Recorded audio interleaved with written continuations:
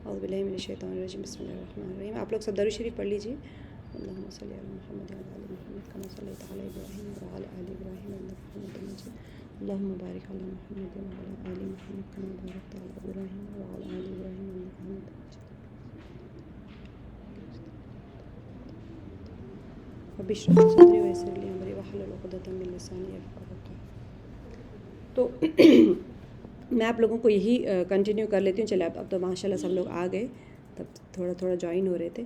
تو سورہ زمر شروع کرنے کا میں واقعہ بتا رہی تھی کہ ہم نے سورہ زمر آج شروع کیوں کیا ہے۔ تو بہت ساری چیزیں، بہت ساری صورتیں شروع کرنے کا ارادہ تھا۔ میں نے بہت ساری صورتوں کو ریفر بھی کیا تھا، تفسیر بھی ریفر کی تھی کہ چلو یہ شروع کرتے ہیں، یہ شروع کرتے ہیں۔ بلکہ 3 دن جب میں نے آپ لوگ کو بتایا تھا تھرسڈے کے دن میں استخارہ کروں گی کہ کون سے سورہ ہم نے کرنا ہے، 3 دن میں شفلنگ کرتے کرتے سورہ یونس، سورہ غافر، سورہ بنی اسرائیل، جو کہ سورہ اسراء والمعراج، اتنی صورتوں کو میں نے ریفر کرتے کرتے آخر میں سورہ زمر پہ آنے کی وجہ میں بتا رہی تھی سب کو کہ ہم سورہ زمر سے کیوں شروع کر رہے ہیں۔ تو یہ سورہ زمر آتا ہے پارہ نمبر 23 کے اینڈ میں، اور 24 میں یہ کنٹینیو ہوتا ہے۔ اور یہاں سے لے کے اب ہم کریں گے پارہ نمبر 26 تک ہم سیکوینس میں جائیں گے۔ 24، 25، 26 یہ 3 صورتیں ہم 3 پارے ہم سیکوینس میں جائیں گے اب انشاءاللہ۔ اور سورہ زمر کا جو نزولی اعتبار سے بھی یہ سیکوینس میں جا رہے ہیں، اور قرآن پاک کی جو سیریل ہے نا، قرآن پاک میں جو سورہ نمبر ہے یہ بھی سیکوینس میں جا رہے ہیں۔ یہی ایک میکسیمم آپ دیکھ لیں کہیں پر بھی ایک ساتھ اتنا سیکوینس نہیں ہے، 8 صورتوں کا سیکوینس نہیں ہے قرآن پاک میں۔ یہ سیریل نمبر سے آپ دیکھیں یہ 39 نمبر پہ آئے گا، اور نزولی اعتبار سے یہ 59 نمبر پہ آ رہا ہے سورہ زمر۔ اس کے بعد میں آئے گا سیکوینس، میں آپ کو بتاتی ہوں سیکوینس اعتبار سے 40 سورہ غافر یا سورہ مومن دونوں نام ہیں اس کے، اور نزولی اعتبار سے 60 نمبر پہ ہے۔ یہاں سے حوامین شروع ہوتے ہیں، جو سارے صورتیں آگے کے جتنی 7 صورتیں آئیں گی وہ حامیم سے شروع ہوتی ہے، جو حروف مقطعات میں سے ہے، ٹھیک ہے۔ اب سیریل نمبر 41 دیکھیں گے تو سورہ فصلت ہے، جس کو حامیم سجدہ بھی کہتے ہیں۔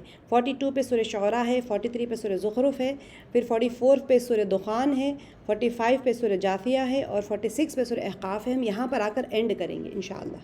تو یہ 7 صورتیں ہماری حوامین ہیں، اور یہ سورہ زمر 59 کے اوپر یہاں سے یہ سیکوینس شروع ہو رہا ہے۔ ساری کی ساری مکی صورتیں ہیں ایک ساتھ، بہت ساری مکی صورتیں آپ دیکھیں گے تو سیکوینس میں بہت ساری آپ کو مکی صورتیں ملیں گی، بلکہ جو زماں میں بھی بہت ایک ساتھ مکی صورتیں ہیں، درمیان میں ایک آدھ مدنی صورتیں آ بھی جاتی ہیں۔ لیکن اس کی خاص بات یہ ہے کہ یہ جو ہم آج جو لیں گے سورہ زمر، یہ سیکوینس کی خاص بات یہ ہے کہ یہ ساری کی ساری مکی صورتیں ہیں، حوامین کا ہیڈ ہے، اس کے اوپر سورہ آ رہا ہے۔ سیکوینشلی بھی اگر آپ دیکھیں گے تو یہ سیکوینس میں جا رہے ہیں، اور نزولی اعتبار سے بھی یہ سیکوینس میں جا رہے ہیں۔ یہ سب سے اہم خاص بات ہے۔ اور جیسے میں آپ لوگوں کو ہمیشہ بتاتی ہوں کہ مکی دور میں ہم اپنے آپ کو سمجھیں کہ مکی دور کیسا ہوا کرتا تھا، وہ ہمارے ایمان کو بنانا ہے۔ تو یہ سورہ آپ سوچیں کہ ایک انسان کسی کے اوپر دین اسلام کو پیش کرنا ہے، تو ہمیں تو سب سے پہلے سمجھنا چاہیے کہ اللہ سبحانہ و تعالیٰ شریعت یا پھر اللہ کا دین، اللہ تعالیٰ نے دین نازل کیا، تو یہ ساری چیزیں ہم سے کیا طلب کر رہی ہیں۔ چلیں چھوڑ دیں، ہم غیر مسلمانوں کو چھوڑ دیتے، ہم بھی تو وہی لائن پہ کھڑے ہیں نا، صرف نام کا فرق ہو گیا ہے کہ ہم اپنا نام مسلمان رکھے ہوئے ہیں، لیکن کیا ہم نے ڈیپتھ آف اسلام کو سمجھا ہے؟ کیا اس وجہ کو ہم نے سمجھا ہے جس وجہ سے دین آیا تھا؟ اسلام کے روٹ تک ہم گئے ہیں کہ اللہ تعالیٰ ہم سے چاہ کیا رہے ہیں؟ یہ ہمیں نہیں پتہ ہے۔ جیسے میں آپ لوگوں کو ہمیشہ کہتی ہوں کہ کوئی چیز کو اگر آپ کو پکانا ہوتا ہے تو پھر آپ کو انگریڈینٹس پتہ ہونا ہے، نمک شکر میں فرق پتہ ہونا چاہیے کہ نمک کھاری ہوتی ہے، شکر میٹھی ہوتی ہے۔ اگر کوئی میکینک ہو، اگر کوئی گاڑی بنانے والا بندہ ہو، تو اس کو یہ تو پتہ ہونا چاہیے کہ اسکرو ڈرائیور کیا ہے اور اسپینر کیا ہے۔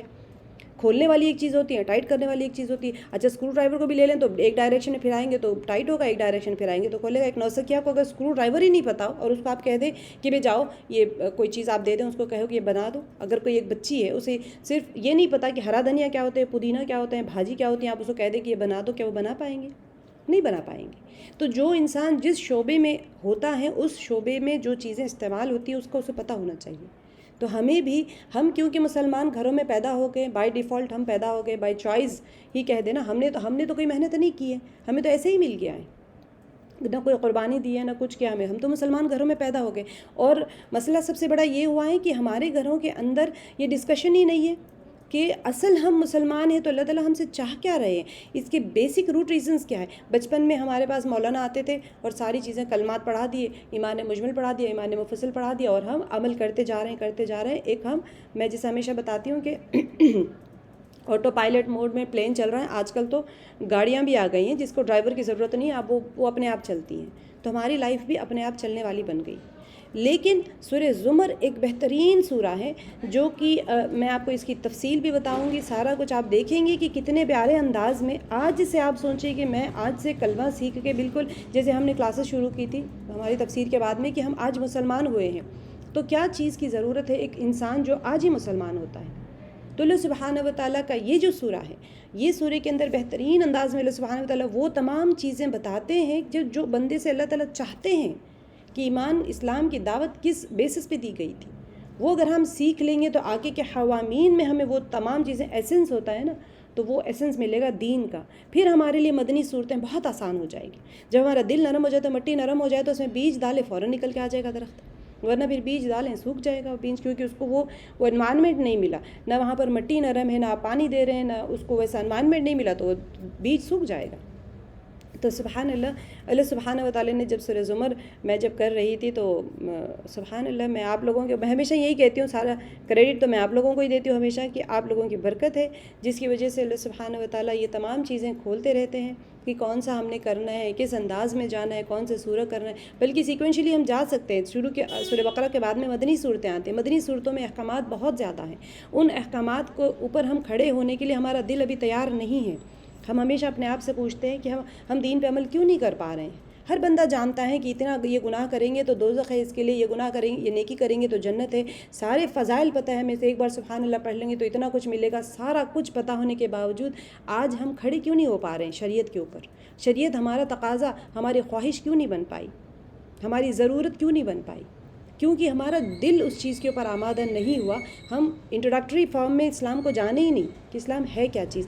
تو انشاءاللہ دیکھیں سورہ زمر کے اندر آپ کا ایمان اتنا، جیسے سورہ کہف کے بعد میں آپ لوگ اس چیز کے اوپر آپ کا ضمیر، آپ کا دل، آپ کا ایمان تیار ہو گیا ہے کہ ہر قسم کی آزمائش جب آتی ہیں تو بندے کو اس آزمائش کے وقت میں کس طرح سے کھڑا ہونا ہے۔ یہ آپ نے سورہ کہف میں سیکھ لیا تھا کہ مالی آزمائش ہو، ایمانی آزمائش ہو، اقتدار کی آزمائش ہو، علم کی آزمائش ہو، یہ چاروں قسم کی آزمائشوں کے اندر میں بندے کو کھڑا کس طرح رہنا ہے۔ وہ آزمائش جب آتی ہے من جانب اللہ تو اللہ تعالیٰ بندے سے کیا مطالبہ کرتے ہیں۔ یہ چاروں آزمائشیں جو روزانہ ہمارے ساتھ ہو رہی ہیں، یہ ایسے نہیں ہے کہ کتابی باتیں ہوتی ہے، کسی کے قصہ آپ نے ایک سن لیا، ہمیں وہ اپلیکیبل ہی نہیں ہے زندگی میں، ایسا نہیں ہے، ہر روز ہم ان آزمائشوں سے گزر رہے ہیں۔ تو اللہ سبحانہ و تعالیٰ نے اتنے پیارے انداز میں مثالوں کے ساتھ میں بتا دیا ہے کہ یہ جب آزمائش آتی ہے تمہارے ساتھ میں تو تمہیں کس طرح سے ریسپریکیٹ کرنا ہے، کیسے تم کو رسپونڈ کرنا ہے، ہمارا عمل کیا ہونا چاہیے، اللہ تعالیٰ ہم سے کیا چاہ رہے ہیں۔ سورہ زمر کے اندر آپ ایمانی کیفیات دیکھیں گے، اللہ سبحانہ و تعالیٰ حقیقت میں ہم سے کس معیار کا ایمان چاہ رہے ہیں۔ جب ہمارا ایمان اس معیار پر آنا شروع ہو جائے گا، جب آپ سورہ زمر پڑھیں گے، آپ کو لگے گا کہ اللہ تعالیٰ مجھ سے کیا بول رہے ہیں، کیا میں یہ کر رہی ہوں یا نہیں کر رہی ہوں۔ اتنے پیارے انداز میں اس کے اندر آپ دیکھیں گے ایمانیات کے تذکرے، اتنے پیارے انداز میں، کیونکہ یہ خطاب کس کو ہو رہا ہے؟ مشرکین مکہ کو ہو رہا ہے، اور مشرکین مکہ کس دلدل میں پھنسے ہوئے تھے، آج ہم سبھی اسی دلدل میں پھنسے ہوئے ہیں۔ تو آپ انشاءاللہ بہت ہی، جب آپ کا سورہ زمر ختم ہو جائے گا تو آپ اپنی ایمانی کیفیت میں ملٹی پلائڈ فارم میں دیکھیں گے کہ ہاں میرا آج ایمان 100 گنا بڑھ گیا انشاءاللہ باذن اللہ۔ تو یہ سورہ کا جیسے ہم ہمیشہ کرتے ہیں، پارہ 23-24 میں ہے، پارہ شمار لے لیتے ہیں، اور سورہ نمبر 39 ہے سیکوینس کے اعتبار سے۔ یہ کہاں پر؟ مکے میں نازل ہوئی سورہ، اور اس کے آیات 75 ہے 75، اور رکوع 8 ہے اس کے اندر۔ اور اس سے پہلے اگر آپ قرآن پاک کے سیکوینس میں دیکھیں گے تو اس سے پہلے سورہ سعاد ہے جو 38 نمبر کے اوپر ہے، اور اس کے بعد سورہ مومن یا سورہ غافر ہے، دونوں نام ہیں اس کے، سورہ مومن اور سورہ غافر، جو کہ 40 نمبر کے اوپر ہے۔ ٹھیک ہے، اچھا اب تنزیل کے اعتبار سے دیکھ لیتے ہیں۔ ریولیشن آرڈر جو ہوتا ہے کہ 58 سورہ اس سے پہلے، کیونکہ میں نے آپ کو بتایا کہ سورہ زمر جو ہے نزول کے اعتبار سے 59 نمبر کے اوپر ہے، اس سے پہلے سورہ سبا نازل ہوئی تھی۔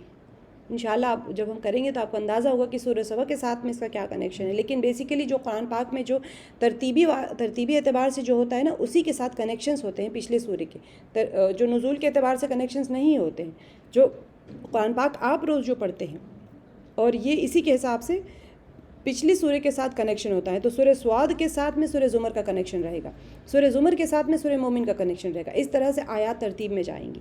اچھا، اب نزولی اعتبار سے 59 کے اوپر 58 سورہ سبا آئے گا جو قرآن پاک میں 34 نمبر کے اوپر ہے، اور اس کے بعد میں سورہ غافر آئے گا۔ اور میں دوبارہ سے آپ لوگوں کو وہ تمام صورتوں کے نام بتا دیتی ہوں جو کہ ہم کریں گے انشاءاللہ۔ سورہ زمر 39 پہ ہے سیکوینشلی قرآن پاک میں، اور 40 کے اوپر سورہ مومن ہے، 41 کے اوپر سورہ فصلت ہے، اور 42 کے اوپر سورہ شعراء ہے، 43 کے اوپر سورہ زخرف ہے، 44 پہ سورہ دخان، 45 سورہ جاثیہ، اور 46 پہ احقاف انشاءاللہ۔ یہ ہم کریں گے، پارہ نمبر 26 پہ ختم ہو جائے گا انشاءاللہ۔ اللہ تعالیٰ وقت میں برکت دے اور ہم سب کو اس کے لیے قبول فرمائے۔ اور اس کا نام کیسے پڑا، سورہ زمر کا مطلب کیا ہے؟ تو یہ سورہ کا آخری رکوع میں آیت نمبر 71 سے لے کے 73 تک، ٹھیک ہے، لفظ زمر استعمال ہوا ہے، ٹھیک ہے۔ اب زمر کا لفظی معنی کیا ہے؟ گروہ در گروہ، گروپنگ جسے کہتے ہیں، ٹروپس ہم انگلش میں اگر کہہ لیں تو ٹروپس ہوتے ہیں، اور گروہ در گروہ، جوق جوق جسے کہتے ہیں، یا جتھا جتھا، جیسے کہ اس سورہ کے آخری رکوع میں بتایا گیا ہے کہ کفار کو جہنم کی طرف گروہ در گروہ لے جایا جائے گا، ایسے ہی مؤمنین کو بھی جنت کی طرف گروہ در گروہ لے جایا جائے گا۔ اس کا مطلب یہ نہیں کہ اس کے اندر کوئی گروہوں کے بارے میں آ رہے ہیں، جیسے ہم پہلے بھی پڑھ چکے ہیں کہ سورہ بقرہ جیسے ہم نے پڑھا تو گائے کی اس کے اندر کوئی کوالٹیز نہیں بیان کی گئی تھی سورہ میں، بلکہ گائے کا قصہ آیا تھا۔ ایسے ہی سورہ زمر کے اندر آپ صرف ایک معنی ہے گروپس کے یا ٹروپس کے لیے میننگ استعمال ہوا ہے، لیکن اس کے اندر کوئی ٹروپس کا ڈسکشن نہیں ہے کہ جیسے ہم سمجھ لیں مثال کے طور پہ کہ بھئی جب جنگ کے لیے جا رہے ہیں تو ٹروپس کیسے ہونی چاہیے، گروہ کیسے ہونا چاہیے، اس کا سپہ سالار کون ہونا ہے، یا پھر ان کی الائنمنٹ کیسی ہونی ہے، ان کو کون سے ہتھیار استعمال کرنے ہیں، کن جانوروں پہ سوار نہیں، وہ نہیں ہے، صرف نام لیا گیا ہے 71 سے لے کے 73 تک۔ اب یہ زمانۂ نزول میں جو آیا ہے سورہ زمر سے، زمانۂ نزول آیت نمبر 10 سے، آیت نمبر 10 کے ذریعے سے ہمیں یہ پتہ چلا ہے کہ ایک اشارہ ملتا ہے، میں نے آپ کو بتایا ہے کہ سوروں کے اندر زمانۂ نزول کبھی بھی نہیں ہوتا ہے، لیکن جو مضمون اس کے اندر چل رہا ہے، جو کنٹینٹ اس کے اندر چل رہا ہوتا ہے، اس کی وہ بیسس کے اوپر ہم سمجھتے ہیں، یا پھر ہم کیونکہ اس میں اختلافات بہت ہوتے ہیں کہ کس زمانے میں نازل ہوا تھا، تو باقی اس کو ایک ساؤنڈ ریزن دینے کے لیے ہم یہ دیکھتے ہیں کہ اس کے اندر مضمون کیا چل رہا ہے۔ جیسے سورہ کہف تھا، سورہ کہف سے ہمیں پتہ چلا تھا کہ وہ تھرڈ ٹائم کا جو ابتدائی دور تھا، 5 نبوی کے آس پاس، 5-6 نبوی کے آس پاس میں وہ سورہ نازل ہوا تھا، جبکہ تشدد شروع ہو چکا تھا، لیکن ابتدائی دور تھا۔ اب یہ جو سورہ ہے، یہ سورہ ہجرت حبشہ سے پہلے نازل ہوئی تھی، یہ بھی تھرڈ پیریڈ کا ہی ہے، لیکن ہجرت حبشہ سے کچھ پہلے نازل ہوئی۔ تو بعض روایت میں یہ تشریح آئی ہے کہ اس آیت کا نزول حضرت جعفر بن ابی طالب اور ان کے ساتھیوں کے حق میں ہوا تھا رضی اللہ عنہ۔ آیت نمبر 10 کے اندر یہ اشارہ دیا جا رہا ہے، آپ کو جب میں کرواؤں گی تو آپ کو سمجھاؤں گی اس وقت، جبکہ انہوں نے حبشہ کی طرف ہجرت کا عزم کیا تھا، تو یہ بیسیکلی حبشہ کی ہجرت سے پہلے نازل ہوا تھا، پہلی ہجرت جو تھی۔ اچھا، اس کے اندر موضوع اور مضمون کیا ہے، اس کے اندر یہ بہت امپورٹنٹ ہے ہر سورہ کا، جیسے میں آپ کو ایک بتاتی ہوں کہ اس کے اندر ہم کیا کنٹینٹ کر رہے ہیں، تو میں اس کا کافی ڈیٹیل تھا، میں وہ نہیں کور کر رہی ہوں، انشاءاللہ ہم آدھا سورہ کرنے کے بعد میں کریں گے تو آپ کو زیادہ سمجھ جائے گا، کیونکہ اس میں کوئی واقعہ نہیں چل رہا ہے۔ اگر کوئی سٹوری لائن ہوتی ہے تو پھر ہم بتا سکتے ہیں کہ ہاں یہ سٹوری لائن کے اوپر یہ سورہ چل رہا ہے، لیکن کیونکہ اس کے بہت سارے کنٹینٹ کور ہو رہے ہیں، میں نے جیسے آپ کو بتایا کہ ایمانیات اس کے اندر پوری کور ہوگی، بیس لائن کور ہوگی، تو آپ سوچیں کہ اسلام کی بیس لائن تو بہت ہی ڈیپ ہوتی ہے، تو پھر اس کے حساب سے آپ لوگ کو اندازہ ہوتا چلا جائے گا کہ جب ہم کر رہے ہیں تو پھر کس طرح ہمارا سورہ جائے گا۔ یہ سورہ مکی ہے، اس لیے دوسری صورتوں کے مکی صورتوں کا آپ لوگ کو سب کو اب تک یاد ہو گیا ہوگا کہ مکی صورتوں کے اندر ہم کس طرح سے کون سے موضوع ڈسکس ہوتے ہیں۔ تو کیا ہوگا، اب آپ پھر سے ایک بار ریوائز سن لیجئے کہ اس میں بھی کیا ہوگا، عقائد بیان ہوں گے، اور پوری سورہ اچھا خاص خصوصی بات یہ ہے کہ پوری سورہ جو ہے توحید کی دلائل، اس کی تعلیم اور اس کے جتنے بھی تقاضے ہیں اور ان پر عمل کرنے کا جو نتیجہ ہے، وہ اس میں ملنے والے انعامات اور اس کے مقابلے میں اگر کوئی انسان انکار کرتا ہے، کوئی شرک کرتا ہے یا پھر اس کو رد کر دیتا ہے، تو ان برائیوں کی وجہ سے اس کے نتیجے میں ملنے والی تمام سزاؤں کا بیان ہے۔ ویسے ہی مکی صورتوں میں قرآن پاک کی حقانیت، نبی علیہ السلام کی جو نزول ہے وہ من جانب اللہ ہے، اس کی رسالت کے بارے میں، اور پھر نبی سب سے پہلے تو اللہ تعالیٰ کی وحدانیت کے بارے میں آئے گا، پھر نبی علیہ السلام کی رسالت کی طرف آئے گا، پھر قرآن پاک کی حقانیت کی طرف اشارہ ہوتا ہے، اس کے اندر دلیلیں دی جاتی ہیں، اور پھر چوتھا جو ہے مر کے اٹھائے جانے پہ جو ان کو یقین نہیں ہوتا تھا، میعاد کا ان کے اندر جو شک و شبہ ہوتا تھا، قیامت کے واقع ہونے کا، نام اعمال تولے جانے کا، یہ ساری چیزوں میں ان کو شک ہوتا تھا کہ سب کر لیا تو کر لیا، اب کون اٹھائیں گے، کون پوچھیں گے ہم سے. تو اس کے بارے میں بھی تمام مکی سوروں کا بیس لائن یہی ہوتا ہے. تو یہ پوری صورت ایک بہترین اور انتہائی یعنی اثردار خطبہ ہے. سوچیں سبحان اللہ، جمعے کا خطبہ تو آپ لوگ سنتے ہیں، اللہ سبحانہ و تعالیٰ جب خطبہ دیں تو کیسا خطبہ ہو سکتا ہے. یہ سورے کی گہرائی کو سمجھنے کے لیے سب سے پہلے یہ سمجھنا ہے کہ اس کے اندر مضمون کیا چل رہا ہے. بالکل میں بیسک انداز میں آپ کو بتا رہی ہوں، زیادہ ڈیپ نہیں بتاؤں گی کیونکہ سورے کے اندر ہی آپ سب کور کر لیں گے انشاءاللہ. تو یہ جو ہجرت حبشہ سے کچھ پہلے مکہ معظمہ کے اندر کیا ہوا، تو ظلم اور تشدد کا ایک ماحول بن گیا تھا. یعنی فضا میں ہی ایسا ماحول ہو گیا تھا کہ اتنا ظلم، اتنا تشدد. آپ سوچیں ہجرت کا حکم کب ہوا ہوگا، ہجرت حبشہ ہے یہ، تو ہجرت مدینہ نہیں ہے، ہجرت حبشہ. تو اتنا زیادہ تھرڈ پیریڈ آف جو اسلامک پیریڈ تھا، نبوی دور، جو تیسرا نبوی دور تھا، وہ کتنا سخت ترین دور شروع ہو گیا تھا. سوچیں آپ تو اس وقت اللہ سبحانہ و تعالیٰ خطبہ فرما رہے ہیں. سبحان اللہ. سوچیں آپ کا کنیکشن اللہ تعالیٰ کے ساتھ میں اب یہ سورے میں کس ڈیپ طریقے سے بننے والا ہے. سوچیں، اندازہ لگائیں اس چیز کا. یہ ایک واعظ ہے جن کے کون ہے مخاطب؟ زیادہ تر کفار قریش ہے. اگرچہ کہیں کہیں اہل ایمان سے بھی اللہ تعالیٰ خطاب کر رہے ہیں، لیکن زیادہ تر جو ہے اس کے اندر کفار قریش ہے. اب یہ سورے کے اندر جو نبی علیہ الصلوۃ والسلام کی دعوت ہے، دین کی جو دعوت ہے، اس کا اصل مقصود بیان کیا گیا ہے. مقصد کیا ہے؟ نبی صلی اللہ علیہ وسلم اتنی تکالیف اٹھاتے ہوئے جو دین کی دعوت دے رہے تھے، اس کا مقصد بیان کیا جا رہا ہے. اور وہ یہ ہے کہ اچھا انسان، اللہ سبحانہ تعالیٰ آگے جا کے اس سورے میں کیسے بتائیں گے کہ انسان خالص اللہ کی بندگی اختیار کرے اور کسی دوسرے کی اطاعت اور جو عبادت ہے اس کو اللہ تعالیٰ کی جو عبادت کے ساتھ میں کوئی مکس نہ کر لے. اللہ تعالیٰ کی عبادت کے اندر کوئی آلودگی نہ آ جائے. جیسے ہم کہتے ہیں نا، صاف ہوا میں پولیوشن کی آلودگی آ گئی ہے نا. پولیوشن کسے کہتے ہیں؟ ہوا کا پولیوشن، پانی کا پولیوشن. صاف پاک چیز میں کسی چیز کو آپ ملا رہے ہیں گندی چیز کو، تو آپ کہتے ہیں کہ پولیوٹ ہو گئی وہ چیز، آلودہ ہو گئی وہ چیز. تو اللہ سبحانہ و تعالیٰ کی عبادت کیسے آلودہ ہو جاتی ہے؟ اس کے ساتھ کسی کو شریک کر لیا، کسی کو اس کے اندر داخل کر لیا. تو یہ چیزوں سے اللہ تعالیٰ کی عبادات اور اللہ کی اطاعت میں بھی اطاعت بھی آلودہ ہو جاتی ہے، عبادت بھی آلودہ ہو جاتی ہے. تو اللہ سبحانہ و تعالیٰ کھول کر بتائیں گے کہ کیسے اس کو پاک رکھنا چاہیے. اور اس اصول کو جو اللہ سبحانہ و تعالیٰ نے اصول دین جو ہے اس کو بار بار الگ الگ اندازوں میں اللہ تعالیٰ پیش کر رہے ہیں اس سورے میں. اور اللہ تعالیٰ بہت ہی زوردار طریقے سے توحید کی حقانیت اور اسے ماننے کے جتنے بھی بہترین نتائج ہوں گے وہ بیان کر رہے ہیں. سبحان اللہ. اور شرک کی جو بھی شرک اور جو اللہ تعالیٰ کے ساتھ میں کفر کر رہے ہیں یا شرک کر رہے ہیں، یہ ان کی غلطیاں اور اس پر ان کو وہ لوگ جمے رہ رہے. مشرکین مکہ جب شرک تو ایک تو غلط کر رہے ہیں، لیکن اس کے اوپر جمے ہوئے ہیں، تو اس کے برے نتیجوں کو بھی اللہ تعالیٰ واضح کر کے اس میں بیان کر رہے ہیں. اور لوگوں کو یہاں پر اس سورے کے ذریعے سے لوگوں کو دعوت دی گئی ہے کہ وہ اپنی غلط روش سے باز آ کر اپنے رب کی رحمت کی طرف پلٹ آئیں. کیونکہ وہ لوگ کیا کیا کرتے تھے، ہم باقی صورتوں میں بھی پڑھ کے آئے، ذبح کرتے تھے. اور اب بھی 2-3 آیتوں میں ہی آپ کو اندازہ ہو جائے گا کہ اللہ سبحانہ و تعالیٰ نے کتنے پیارے انداز میں دعوت دی ہے.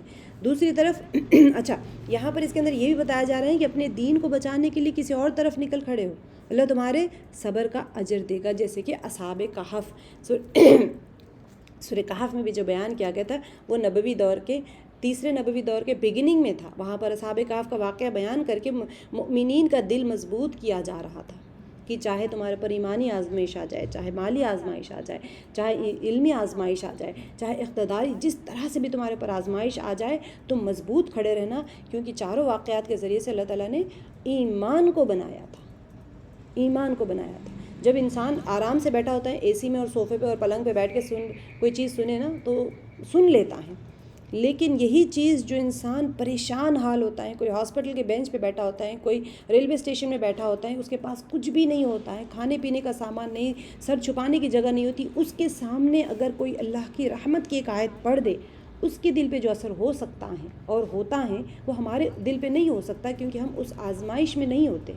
بندہ جب آزمائش میں ہوتا ہے تو اس کے دل پہ ایسے ہتھوڑا پڑتا ہے اللہ سبحانہ و تعالیٰ کی آیات کا کہ وہ مضبوط ہو جاتا ہے. ایسے ہی یہ جو مومنین تھے وہ ظلم اٹھا رہے تھے، برداشت کر رہے تھے، اور اس وقت میں اللہ تعالیٰ کا خطبہ بیان کیا جا رہا ہے. تو سوچیں ان کا دل کیسے بند رہا تھا، جسے وَرَبَطْنَا قُلُوبَهُمْ کہ اللہ تعالیٰ ان کے دلوں کو باندھ رہے تھے. جس طرح سے اصحاب کہف کے دل بھی بکھر رہے تھے نا، اپنے دین کو بچانے کی فکر میں تھے، تو ان کے بھی دل بکھر رہے. تو اللہ تعالیٰ نے کیا فرمایا کہ ہم نے ان کے دلوں کو باندھ دیا. باندھنے سے مراد رسی باندھنا نہیں ہوتا ہے، ان کے بکھرتے ہوئے ایمان کو سمیٹنا ہوتا ہے. اللہ تعالیٰ اپنی رحمت سے اس کو سمیٹ لیتے. تو ہر دور میں ایسے ہی ہوگا. تو اللہ سبحانہ و تعالیٰ فرما رہے ہیں کہ اپنے دین کو بچانے کے لیے کسی اور طرف نکل کھڑے ہو جاؤ، اور اللہ تمہارے صبر کا اجر دے گا. جب انسان سب کچھ چھن جاتا ہے نا، تو پھر وہ اللہ سے امید ہی لگا سکتا ہے کہ اللہ میں نے اتنا کچھ کیا. اللہ تعالیٰ اس کو تسلیاں دے رہے ہیں. کتنے بہترین انداز میں تسلیاں دیں گے، آپ سورے میں دیکھیں گے انشاءاللہ. اور دوسری طرف کیا، وہ نبی صلی اللہ علیہ وسلم کو فرمایا گیا ہے کہ جو یہ کفار ہے، کفار کو اس طرف سے بالکل مایوس کر دو کہ ان کا ظلم اور ان کا جو ستم ہے کبھی بھی آپ کو اس راہ سے ہرگز نہیں پھیر سکے گا. وہ چاہتے تھے نا کہ اتنا تنگ کریں کہ لوگ دین چھوڑ دیں، لیکن اللہ سبحانہ و تعالیٰ نے نبی صلی اللہ علیہ وسلم کے ذریعے سے ان تک یہ چیزیں پہنچا دی. کسی کا مائک کھلا ہے تو بند کر لیں. تو ان تک پہنچا دیا ہے کہ بس وہ لوگ مایوس ہو جائیں اس بات سے کہ چاہے وہ کتنا بھی ظلم و ستم کرے، وہ اس راہ سے نہیں پلٹا سکیں گے کسی کو بھی. تو اب آپ صلی اللہ علیہ وسلم کو تسلیاں بھی دی جا رہی ہیں کہ آپ اپنا کام جاری رکھیں اور ہم آپ کے ساتھ ہیں. تو اب اس سورے کا جو ایک پس منظر کے طور پہ میں آپ کو ایک بالکل، یہ تو مضمون ہے جو اس میں کور ہوں گے. تو سورے کی جو میں آپ کو ایک سٹرکچر بتا دیتی ہوں کہ سورے کی جو ابتدا ہے وہ قرآن کریم کی حقانیت کے بیان سے فرمائی گئی ہے، اور انسانوں کو تعلیم دی گئی کہ ہر طرف سے منہ موڑ کر خالص اللہ تبارک و تعالیٰ کی طرف جھک جاؤ اور اسی کی اطاعت اور بندگی کرو. زمین اور پھر آگے کی آیتوں میں بتایا گیا ہے کہ زمین اور آسمان کی پیدائش، دن رات کا جو باقاعدگی کے ساتھ میں ایک دوسرے کے پیچھے آتے جاتے رہنا ہے، سورج چاند کے باقاعدہ ایک نظام میں بندھے ہوئے گردش کرنا ہے، یہ بھی اللہ کی طرف سے ہے. اور یعنی اللہ تعالیٰ کی جو تخلیق ہے وہ بیان کی جا رہی ہے کہ حیوانات اور انسان کی پیدائش، یہ سب اللہ کی قدرت کو ظاہر کر رہے ہیں اور اللہ سبحانہ و تعالیٰ کی توحید پر دلالت کرنے والی ہے. یہ آیتوں کے اندر آپ دیکھیں گے پے در پے کس طرح سے دلائل آتے چلے جائیں گے. پھر اس کو اللہ تعالیٰ کو وحدہ لا شریک نہ ماننے کی کیا معنی.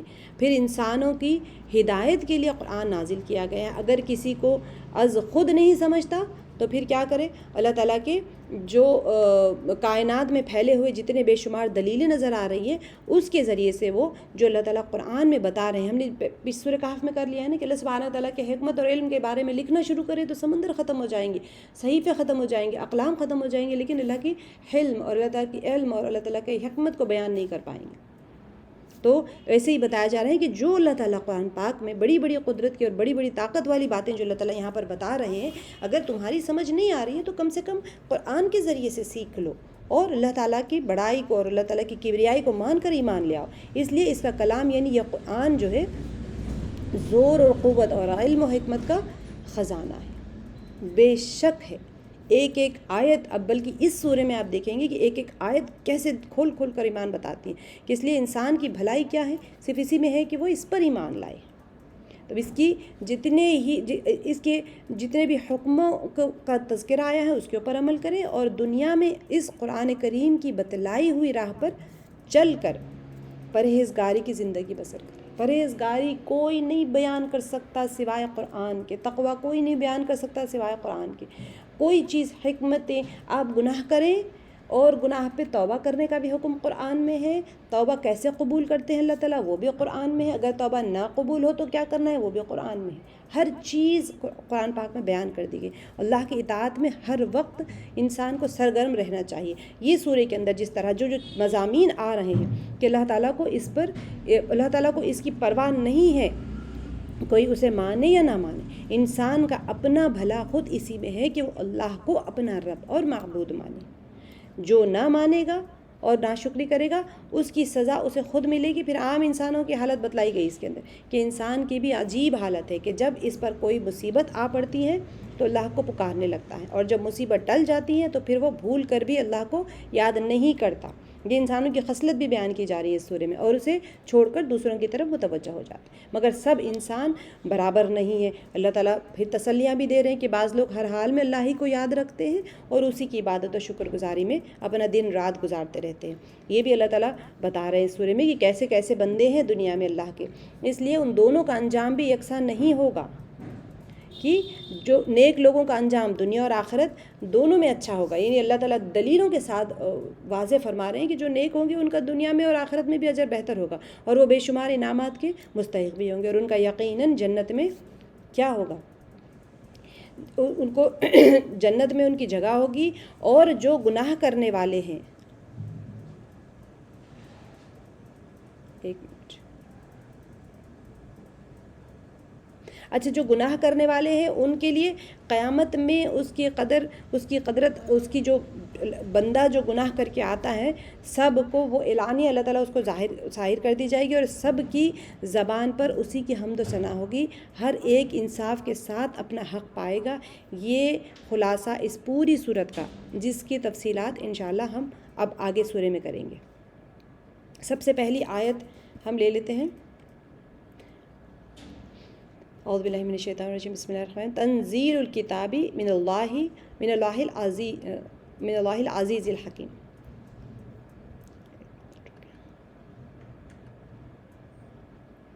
تنزیل ہم نے کر لیا تھا، نزلہ نون زا اور لام اس کا حروف مادہ ہوتا ہے، اوپر سے نیچے کی طرف آنا۔ تنزیل اور انزال میں کیا فرق ہوتا ہے انشاءاللہ ہم کریں گے، اگر اس کو مشکل نہیں لگ رہا ہے آپ لوگوں کو تو انشاءاللہ کریں گے، ورنہ پھر بعد میں انشاءاللہ آپ لوگ کو کور کر لوں گی۔ نازل کرنا ہے تنزیل الکتابی، نازل کرنا ہے کتاب کا، من اللہ، اللہ کی طرف سے، من سے اللہ، اللہ کی طرف سے، العزیز جو غالب ہے، الحکیمی حکمت والا ہے۔ اس کتاب کا نازل اللہ زبردست اور دانا کی طرف سے ہے۔ یہ اب یہاں سے دیکھیں، دین کو شرک سے پاک کرو، یہ جو آیت ہے، نازل کردہ، یہ کتاب نازل کردہ ہے اللہ کی طرف سے جو بہت غالب اور بڑا حکمت والا ہے۔ یہ عزیز اور حکیم کے بارے میں ہم نے بہت بار کر لیا ہے، اس کا تشریح ہم نے بہت بار کی ہوئی ہے۔ تو یہ سورہ جو ہے قرآن مجید کے نزول سے متعلق 2 آیات سے شروع ہوتی ہے، ٹھیک ہے۔ ان میں سے ایک آیت میں تو نزول قرآن کے مبدا، کون ہے مبدا؟ اللہ تعالیٰ خود ہے، اللہ تعالیٰ کی پاک ذات کے متعلق بیان ہے یہ آیت، اور سیکنڈ آیت، ٹھیک ہے، دونوں سے نزول کے اعتبار سے ہی شروع ہو رہی ہے۔ تو پھر پہلی آیت اللہ تعالیٰ کے متعلق بیان ہے، اور دوسری آیت میں قرآن کے مطالب اور مقاصد کے بارے میں گفتگو ہے۔ پہلی آیت میں تو اللہ کی طرف سے بیان ہوئی، اللہ تعالیٰ کی صفات بھی بیان کر دی گئی ہیں، کہ فرمایا کہ یہ کتاب اللہ عزیز اور حکیم کی طرف سے نازل ہوئی ہیں۔ اب ہر کتاب کو سب سے اہم چیز یہ سمجھنا ہے کہ جب ہمارے پاس کوئی چیز آتی ہے تو دیکھا جاتا ہے کہ کس کی طرف سے آئی ہیں، تو ہر کتاب کو اس کے نازل کرنے والے یا لکھنے والے سے پہچاننا چاہیے۔ جب ہمیں یہ معلوم ہو جائے کہ یہ جو کتاب ہمارے پاس ہے یہ بہت ہی عظیم آسمانی کتاب، اس کا سرچشمہ کیا ہے؟ ایک قادر اور حکیم خدا کا علم ہے، جس کے بارے میں ہم نے سورہ کہف میں پڑھ لیا ہے کہ اللہ تعالیٰ کے علم کا کوئی احاطہ ہی نہیں کر سکتا، اور نزولی اعتبار سے بھی وہ پہلے آ چکی ہیں، اور ترتیبی اعتبار سے بھی سورہ کہف پہلے آ چکی ہیں، 39 پہ ہے اور وہ 18 سیکوینس میں بھی تھا، تو اس میں اللہ تعالیٰ کی صفت بیان کر دی گئی تھی۔ اب یہاں پر بتایا جا رہا ہے کہ جب یہ اللہ کی طرف سے ہے، جس کا علم کوئی نہیں لکھ سکتا، جس کے علم کا احاطہ کوئی کر ہی نہیں سکتا، تو ایک قادر و حکیم اللہ کا علم ہے جس کی بے پایہ قدرت کے مقابلے میں کوئی چیز مشکل نہیں ہے۔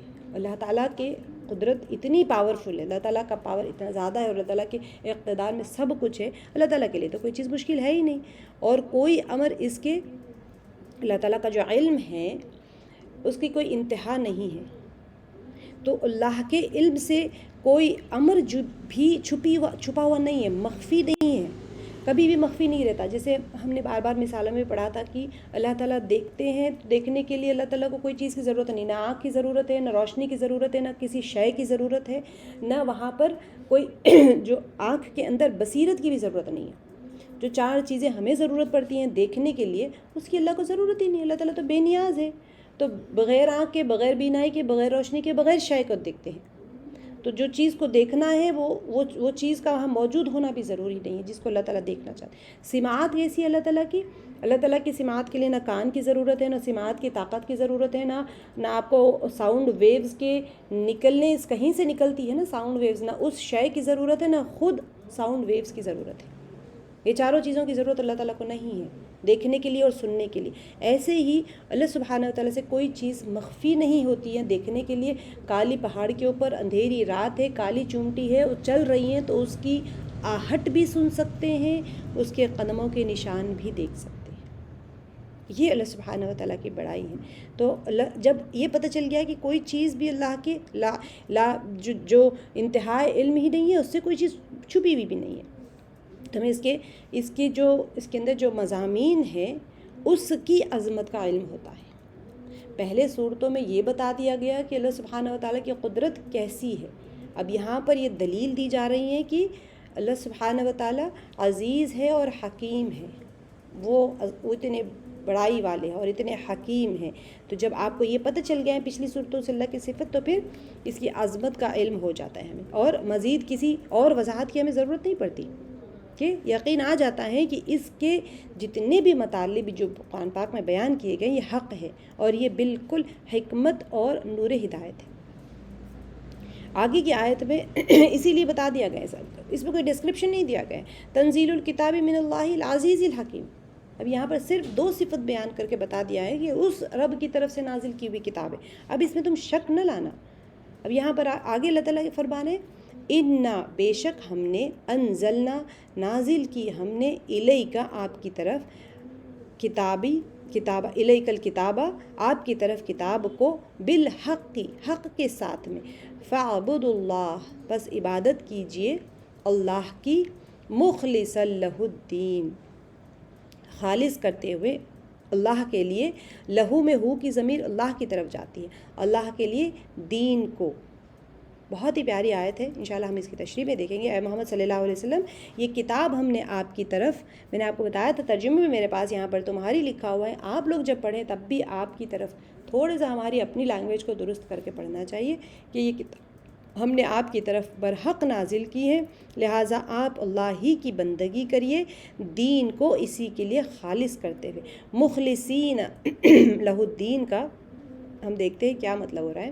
اِنَّا أَنزَلْنَا إِلَيْكَ الْكِتَابَ بِالْحَقِّ، کہ نبی علیہ الصلوۃ والسلام کو خطاب ہوتا ہے کہ ہم نے اس کتاب کو آپ کی طرف حق کے ساتھ نازل فرمایا ہے، یعنی جو کچھ اس میں ہے حق اور سچائی ہے، سو آپ اس قرآن کی تعلیم کے موافق خالص اعتقاد کر کے اللہ کی عبادت کرتے رہیے، جیسا کہ اب تک آپ کرتے رہے ہیں، اور اسی کی طرف یعنی اللہ سبحانہ وتعالیٰ کی ہی طرف قولی طور پہ، یعنی جو آپ بول رہے ہیں، قولاً اور فعلاً یعنی کہ جو آپ عمل کر رہے ہیں، لوگوں کو دعوت دیجیے۔ بولنے کے انداز میں بھی آپ اسی طرح سے دعوت دیجیے جس طرح سے اب دیتے آ رہے ہیں، اور عمل کے طور پہ بھی، کیونکہ ہماری دعوت 2 طریقے سے ہوتی ہے، ایک تو بول کے ہوتی ہے، ایک عمل سے ہوتی ہے، لیکن اگر بول رہا ہے بندہ خود عمل نہیں کر رہا ہے تو وہ دعوت ہلکی ہو جاتی ہے، اور خود عمل کر رہا ہے بول نہیں رہا ہے تو پھر اس کے اوپر حجت قائم ہو جاتی ہے کہ آپ کو علم تو ہے، خود تو عمل کر رہے ہیں، دوسروں کی پرواہ نہیں کرے۔ تو یہاں پر بتا دیا گیا کہ دونوں اعتبار سے انسان زبان سے بھی دعوت دے اور عمل سے بھی دعوت دے، اور اعلان کر دیجئے کہ اللہ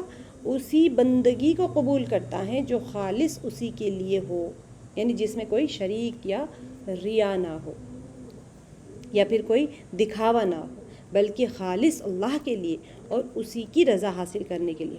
اچھا، یہاں پر ایک چیز میں آپ لوگوں کو تھوڑا سا اس کے اندر ڈیٹیل ہے، تھوڑا سا ہم تفصیل کر لیتے ہیں کہ کیا ہے کہ اب قرآن کی صورتوں کے آغاز میں اس قسم کی تعبیر جو ہے نا، یہ مومنین کو اس حقیقت کی طرف انسان کو، یعنی جتنے مومنین تھے اس وقت تو کفار مشرکین بھی تھے، متوجہ کرتی ہے کہ اس عظیم کتاب میں جو کچھ بھی بیان کیا گیا ہے وہ اللہ کا کلام ہے۔ یہ جو بتایا جا رہا ہے نا، اِنَّا أَنزَلْنَا إِلَيْكَ الْكِتَابَ بِالْحَقِّ، یہ جو نازل کیا گیا، مطلب کہ یہ ہے کہ ان کو کیا تھا کہ جو باتیں ہیں قرآن پاک کی، یہ تو آپ خود من گھڑت باتیں بنا لیتے ہیں، الزام لگاتے تھے نا کہ نبی علیہ الصلوۃ والسلام اپنی طرف سے باتیں بنا لیتے ہیں، یا پھر ان کو کوئی جنات آ کے باتیں بول کے جاتے ہیں. یہ جو الزامات لگاتے تھے اس کے لیے اللہ سبحانہ و تعالیٰ فرما رہے. اور بہت ساری جگہوں پر اسی طرح آتا ہے کہ بالحق انا انزلنا الیک الکتاب بالحق، جو آتا ہے کہ یہ کوئی نبی کا کلام نہیں ہے، حالانکہ نبی علیہ الصلوۃ والسلام کا کلام بھی بلند مرتبہ اور حکیمانہ ہے. دیکھیں میں نے آپ کو بتایا تھا کہ جو قرآن پاک ہوتے ہیں، حدیث دو طرح جو ہوتے ہیں، اللہ پاک کا جو کلام ہوتا ہے وہ دو طرح کا ہوتا ہے، مطلوع اور غیر مطلوع. مطلوع وہ ہوتا ہے جو قرآن پاک میں آ گئے، نبی صلی اللہ علیہ وسلم کے زبان مبارک سے جو کلام نکلا ہے، ٹھیک ہے، اس کو حدیث کہتے ہیں، بات آپ صلی اللہ علیہ وسلم کی زبان سے. تو مطلوع وہ ہوتا ہے جو پڑھی جاتی ہیں، جو قرآن پاک ہے. غیر مطلوع وہ ہوتے ہیں جو کہ حدیث مبارکہ ہوتی ہیں، جو کتابوں میں درج ہے. دونوں بھی نبی صلی اللہ علیہ وسلم کی زبان مبارک سے نکلی ہوئی باتیں ہوتی ہیں، لیکن جو کلام پاک کی آیات ہوتی ہے وہ من جانب اللہ ہوتی ہے، اور حدیث مبارکہ بھی من جانب اللہ ہوتی ہے، ٹھیک ہے. تو وہ بھی بلند مرتبہ اور حکیمانہ کلام ہوتا ہے. لیکن قرآن پاک جو آیات کی شکل میں لکھی گئی ہیں وہ قرآن پاک کے لیے بتایا جا رہا ہے کہ یہ من جانب اللہ ہے اور یہ حق ہے. اس کے بعد اس آسمانی کتاب کی جو بھی مطالب ہے، جو مقاصد ہے، اس کو بیان کرتے ہوئے کیا فرمایا ہے کہ ہم نے اس کتاب کو حق کے ساتھ آپ پر نازل کیا ہے، اور اس میں حق کے سوا اور کچھ بھی نہیں ہے. تو کیا ہے، حق کے سوا اور کوئی مطلب اس میں مشاہدہ نہیں کرے گا، یعنی کہ اس میں کوئی باتیں ایسی نہیں ہیں جو آپ نے کچھ بنا کے بول دیا، ایسے نہیں ہے. اسی وجہ سے جتنے لوگ حق کے طلبگار ہوتے ہیں وہ کیا کرتے ہیں، اس کتاب کی پیروی کرتے ہیں، اور جو حقیقت کے پیاسے ہوتے ہیں. دیکھیں ہر انسان چاہتا ہے کہ مجھے وہ چیز پتہ چل جائے جو اللہ مجھ سے طلب کر رہا ہے، اللہ مجھ سے چاہتا ہے کہ میں وہ کام کروں. کلمہ پڑھ لیے، ایمان لے آئے، اب آپ چاہتے ہیں کہ میں پہلے بھی کرتا تھا ایک کام، ابھی بھی کرتا ہوں ایک کام. تو پھر کون سا کام وہ ہے جو اللہ چاہتا ہے مجھ سے، اور کون سا کام وہ ہے جو اللہ چاہتا ہے کہ میں چھوڑ دوں. تو فرق تو ہوتا ہے ایمان لانے میں اور ایمان کے نہ لانے میں. تو پھر اسی لیے جو پھر حق کے پیاسے ہوتے ہیں وہ کیا کرتے ہیں، اس کی جستجو میں رہتے ہیں کہ اس کے اندر کیا مطالب ہے، اس کے کیا مقاصد ہے جو اللہ سبحانہ وتعالیٰ بیان کرنا چاہ رہے ہیں. تو اس کے نازل کرنے کا مقصد انسانوں کو خالص دین پہنچانا ہے. اس لیے آیت کے آخر میں مزید فرمایا ہے کہ اب جب کہ یہ بات ہے کہ اللہ تعالیٰ کیا چاہ رہے ہیں، انسان کو خالص دین پہنچانا چاہ رہے ہیں، تو اللہ کی پرستش کیسے کرنی چاہیے کہ اپنے دین کو اسی کے لیے خالص کر لیں. فَاعْبُدُوا اللَّهَ مُخْلِصًا لَهُ الدِّينَ، خالص کر لیں. تو ممکن ہے یہاں پر دین سے کیا مراد ہے کہ ممکن ہے کہ عبادت مراد ہے، کیونکہ اس سے پہلے فَاعْبُدُوا اللَّهَ کے ذریعے سے اللہ تعالیٰ نے عبادت کا حکم دے دیا. اچھا یہ بہت امپورٹنٹ چیز ہے، اس کو کوشش کریں سمجھنے کی کہ کسی عبادت کو صحت مند بنانے، دیکھیں وہ تو کیا ہے، ہر چیز ہم خود اپنی ذات کو صحت مند بنانا چاہتے ہیں. تو کسی عبادت کو آپ اچھی طریقے سے ادا کرنا چاہ رہے ہیں تو اس کی شرط یہاں پر جو بیان کی گئی یعنی کہ اخلاص، اور ہر قسم کے شرک اور ریا اور غیر خدا سے خالی ہونے کا یہاں پر بیان ہے. مخلصین لہ الدین سے مراد یہ ہے کہ خالص اللہ کے لیے ہو. اس میں کسی کا کوئی یعنی شرط ہو گئی نا، یہ تو عبادت کی شرط ہو گئی. فَاعْبُدُوا اللَّهَ مُخْلِصِينَ لَهُ الدِّينَ.